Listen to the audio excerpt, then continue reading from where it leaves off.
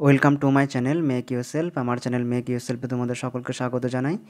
আজকে class 4 butterfly আমরা করছিলাম, তো আজকে লেসন 2টা আগের ভিডিওতে আমি শেষ করেছিলাম। আজকে লেসন 3 শুরু করব। এখানে রয়েছে টেস্ট অফ বেঙ্গল বাংলার স্বাদ, পেজ নাম্বার 36 থেকে 38। এখানে একটা পর যে গল্পটা রয়েছে সেই গল্পটার মধ্যে আমরা প্রথম কিছু অংশ পড়বো এবং সেখানে অ্যাক্টিভিটি রয়েছে 1 এবং 2, সেটা করব। চলো শুরু করি। এই লেসন 3 আমরা শুরু করছি, টেস্ট অফ বেঙ্গল বাংলার স্বাদ। আমরা জানি যে বাটারফ্লাই বইটির যে মেন থিমটা রয়েছে সেটা হচ্ছে যে ফেসেস অফ বেঙ্গল, হচ্ছে বাংলার মুখ, অর্থাৎ বাংলা যত সব কিছু আছে সব এখানে আমরা জানবো। তো এটা সম্পর্কে আমি যে ভিডিও আমি ডিসক্রিপশনে বক্সে আছে তোমরা পেয়ে যেতে পারো, বা আমার প্লে লিস্ট থেকে পেয়ে যাবে যে আমি ক্লাস 4-এর বাটারফ্লাই বইটা কী উদ্দেশ্যে তৈরি করা হয়েছে তার থিমটা কি আমি সব লিখেছিলাম এবং সব ভালো করে বুঝিয়েছি। চলো শুরু করি গল্পটা। তার আগে এখানে রয়েছে অন ইউর মার্ক, বেশ কিছু কাজ রয়েছে। কী কাজ?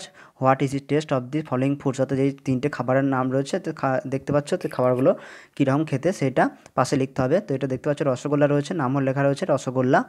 তো এটা হচ্ছে যে তা জানো কীরকম এটা খেতে, মিষ্টি, তো এটা সুইট, SWEET। তারপর এটা রয়েছে লেমন পিকেল, অর্থাৎ লেমন মানে হচ্ছে লেবু, আর হচ্ছে যে পিকেল মানে হচ্ছে আচার, অর্থাৎ লেবুর আচার। তো এটা বুঝতে পারছো তো এটা কীরকম খেতে হবে। তো এটা টক হবে, লেবু তো টক হয় না, তার সাওয়ার, SOUR। আর এটা রয়েছে করলা বা উচ্ছে। এটা হচ্ছে ফ্রায়েড বিটার গাউড, অর্থাৎ যে ভাজা উচ্ছে বা উচ্ছে ভাজা। তো কীরকম খেতে হবে তো এটা বিটার এখানে লেখাই আছে, সেই বিটারটা আমাদের লিখতে হবে, এটা BITTER। তো এখানে নিচে বলেছে যে which taste do you like the most, অর্থাৎ কোন খাবারটা তোমার খেতে বেশি পছন্দ বা কোন স্বাদটা তোমার এখানটা করে। তো বেশিরভাগ জনই অবশ্যই এখানটা করে রসগোল্লা এবং মিষ্টি এই দুটো পছন্দ করবে। তো ঠিক আছে, যেটা যারা পছন্দ সেটা বলতে পারো, যেভাবে লিখতে পারো যে I like the sweet test most. ঠিক আছে, এবার গল্পটা শুরু হচ্ছে। লেটস রিড, চলো পড়াটা শুরু করি। গোগল লিভড অ্যাব্রড, অ্যাব্রড মানে হচ্ছে ঠিক আছে বিদেশ, বিদেশ মানে হচ্ছে যে এখানে যেটা আমাদের দেশের বাইরে, সেটা যে কোনো দেশই হতে পারে। আমাদের দেশের বাইরে হলে সেটা বিদেশ। অর্থাৎ গোগল লিভড মানে কি বসবাস করতো। তো গোগল কোথায় বাস করতো? বিদেশে, অর্থাৎ গোগল বিদেশে বসবাস করতো। He visited Kolkata one summer with his parent. He visited মানে সে পরিদর্শনে এসেছিল, কোথায়? কলকাতাতে, বা বেড়াতে এসেছিলো, একবার ভ্রমণে এসেছিলো কলকাতাতে। ওয়ান সামার এক গ্রীষ্মে, উইথ হিজ প্যারেন্টস অর্থাৎ তার পিতামাতার সাথে, অর্থাৎ সে তার পিতামাতার সাথে কোনো এক গ্রীষ্মের সময় সে কলকাতা ভ্রমণে এসেছিল। His cousins Ribu and Gouri lived in Kolkata. তার সেই কাজিন মানে হচ্ছে যে খুড়তুতো ভাইদের, মানে যা হয় খুড়তুতো জেঠতুতো যে ভাইগুলো বা বোনগুলো হয়ে থাকে, তো সেই তার 2 ভাই বোন হচ্ছে রিভু এবং গৌরী, তারা কলকাতায় কলকাতায় বসবাস করে। গোগল ওয়ান্টেড টু স্পেন্ড অর্থাৎ গোগল চায়, স্পেন্ড মানে কি কাটাতে, হিজ সামার অর্থাৎ তার সেই গ্রীষ্মের ভ্যাকেশন ছুটিটা, উইথ দেম অর্থাৎ তাদের সাথে, অর্থাৎ এই যে রিভু এবং গৌরীর সাথে। অর্থাৎ গোগল তার গ্রীষ্মের ছুটিটা রিভু এবং গৌরীর সাথে বা তাদের সাথে এই সময়টা কাটাতে চায়, বা এই টাইমটা স্পেন্ড করতে চায়। This was Gogol first visit to Bengal, এটাই ছিল গোগলের প্রথম বাংলা আসা। ঠিক আছে, ফার্স্ট ভিজিট টু বেঙ্গল মানে বাংলায় প্রথম ভ্রমণে আসা। A warm relationship quickly developed among the cousins. Warm relationship মানে কি একটা খুব তাড়াতাড়ি একটা সম্পর্ক। ঠিক আছে, কুইকলি মানে খুব শীঘ্রই, ডেভেলপড মানে গড়ে উঠেছিল, অ্যামং দিস কাজিনস অর্থাৎ এই ভাই বোনগুলোর মধ্যে, অর্থাৎ খুব শীঘ্রই একটা একটা ভালো সম্পর্ক এই ভাই বোনদের মধ্যে গড়ে উঠেছিল। Gogol taught Ribhu and Gouri to play badminton. Gogol মানে হচ্ছে, এখানে গুগল বলছে কি, টট মানে কি মানে শিক্ষা বা বোঝানো বা শেখানো, এটা ঠিক আছে। কী শেখালো? রিভু অ্যান্ড গৌরীকে কী শেখালো? টু প্লে ব্যাডমিন্টন, অর্থাৎ গুগল রিভু এবং গৌরীকে ব্যাডমিন্টন খেলা শেখালো। He was delighted to learn ludo and carrom from them. He was delighted মানে হচ্ছে খুব আনন্দ পাওয়া, সে খুব আনন্দ পেল, টু লার্ন অর্থাৎ শিখে, লুডো অ্যান্ড লুডো এবং ক্রাম ফ্রম দেম মানে কাদের কাছ থেকে? রিভু এবং গৌরীর কাছ থেকে, অর্থাৎ রিভু এবং গৌরীর কাছ থেকে সে লুডো এবং ক্যারাম শিখে খুব আনন্দ পেয়েছিল। Every one in this house loved Gogol. Every one মানে প্রত্যেককে, ইন দিস হাউস অর্থাৎ এই বাড়িতে, অর্থাৎ এই যে এই রিভু এবং গৌরী বাড়িতে কী করে? লাভড গুগলকে ভালোবাসে, কারণ গুগল বাইরের দেশ থেকে এসেছে একটা ঘুরতে। তো ঠিক আছে, বাইরের দেশে সবাই পছন্দ করে যে অতিথি আমাদের কাছে, অতিথি দেবো ভাবো আমরা বলে থাকি, অতিথি হচ্ছে ভগবানের সমান। বেশ, যাই হোক, তারপর কি হচ্ছে? হি was always full of joy, সে সর্বদাই আনন্দে থাকে, অ্যান্ড এনার্জি এবং শক্তি, অর্থাৎ সবসময় উৎফুল্ল এবং আনন্দের সাথে সে থাকতো। গুগল ওয়াজ enjoying his summer holidays, Google তার গ্রীষ্মের ছুটিগুলো খুব আনন্দে কাটাচ্ছিল, এক্সেপ্ট ফর ওয়ান থিং, শুধুমাত্র একটা জিনিস ছাড়া। এক্সেপ্ট মানে হচ্ছে যে ছাড়া, ফর ওয়ান থিংস মানে একটা জিনিস। তো গুগল শুধুমাত্র একটা জিনিস ছাড়া কী হচ্ছিল, তার এই গ্রীষ্মের ছুটিটা কাটাচ্ছিল। এবার কী জিনিসটা সেটা পরে জানবো আমরা।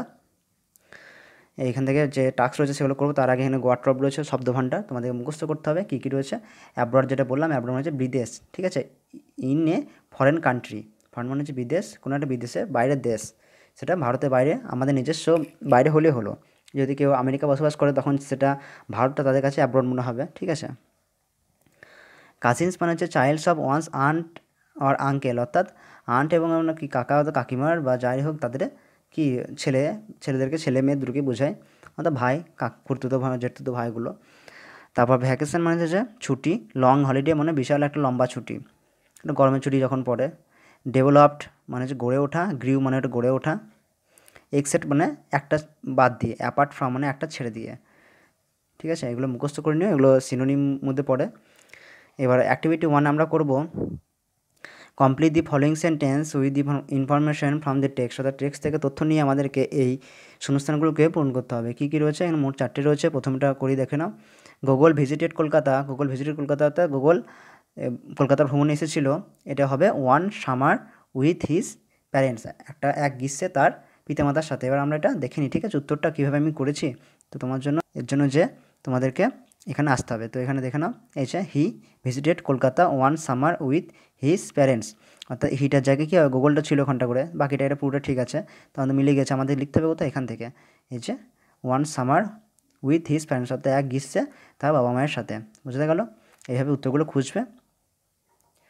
এবার বিয়েরটা রয়েছে, গুগল টট হিজ কাজিনস, গুগল তার সেই ভাই বোনকে শিখেছিল কি, টু প্লে ব্যাডমিন্টন, অর্থাৎ ব্যাডমিন্টন খেলা শিখিয়েছিল। চল দেখে নিই উত্তরটা কীভাবে করেছি আমি।